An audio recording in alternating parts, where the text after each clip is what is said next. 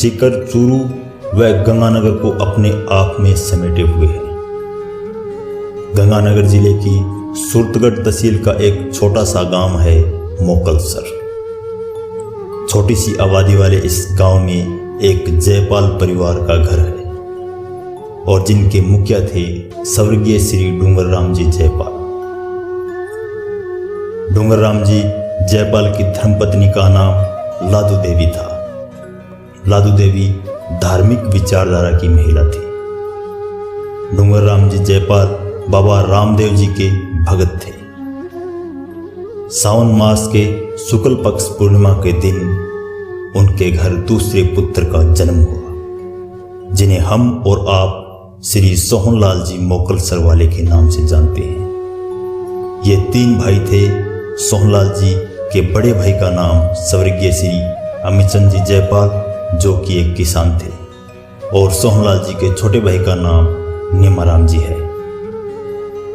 सोहनलाल जी का संगीत के प्रति लगाव बचपन से ही था।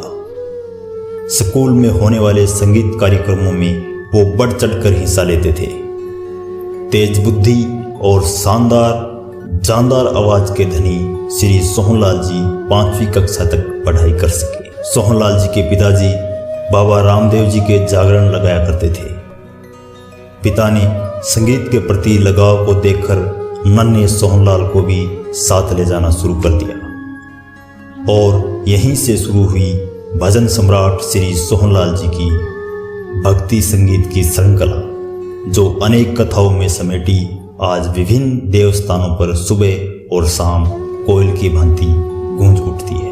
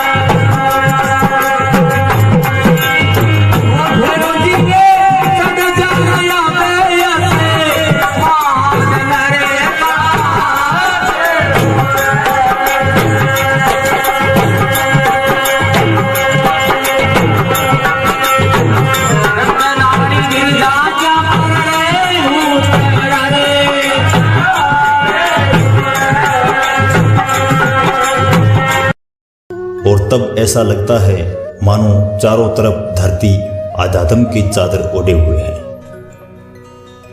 सोहनलाल जी की पहली ऑडियो कैसेट कथा जगदेव शीशदान थी, जो श्री भवानी रिकॉर्डिंग कंपनी ने लॉन्च की थी और साल था 1992। और उसके बाद तो मानो ऑडियो कंपनियों में होड़ सी मच गई सोहनलाल जी से कैसेट रिकॉर्ड करवाने के लिए। और इस प्रकार श्री सोहनलाल जी ने लगभग 105 ऑडियो कैसेट रिकॉर्ड किए, जो विभिन्न कथाओं पर आधारित थे। राजस्थान के लोक देवता गोगा जी महाराज, बाबू जी महाराज, तेजा जी महाराज, जीवन माता जी, करनी माता जी आदि अनेक कथाएं गाई। इनके लाइव प्रोग्राम में जनमानस की भीड़ इतनी कि पैर रखने के लिए जगह भी नहीं होती थी। ये जलवा था शेखावाटी के इस महान कलाकार का, जिन्होंने अपने अंतिम भजन संध्या में सबको बोल दिया था कि ये मेरा अंतिम कार्यक्रम है।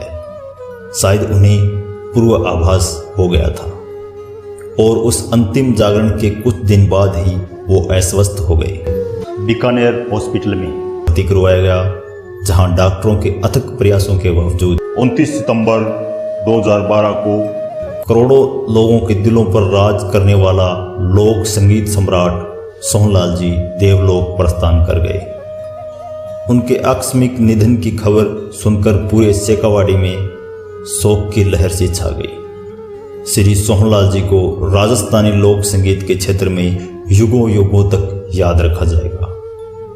ये अपनी कथा व संगीत खुद ही बनाते थे। सोहनलाल जी के 3 पुत्र हैं, रामकृष्ण जी जयपाल, मंगेश जी जयपाल और सबसे छोटे बेटे बहुलाल जी जयपाल।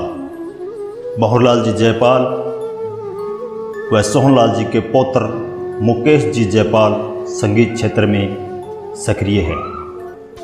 पार्टी सोहनलाल मोकल सरवाले का नेतृत्व उनके पौत्र मुकेश जयपाल ही करते हैं।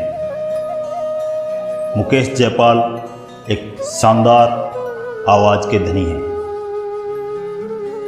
डूंगर राम जी, सोहनलाल जी, मदनलाल जी और मुकेश जयपाल 4 पीढ़ियों का राजस्थानी लोक संगीत में योगदान सराहनीय है।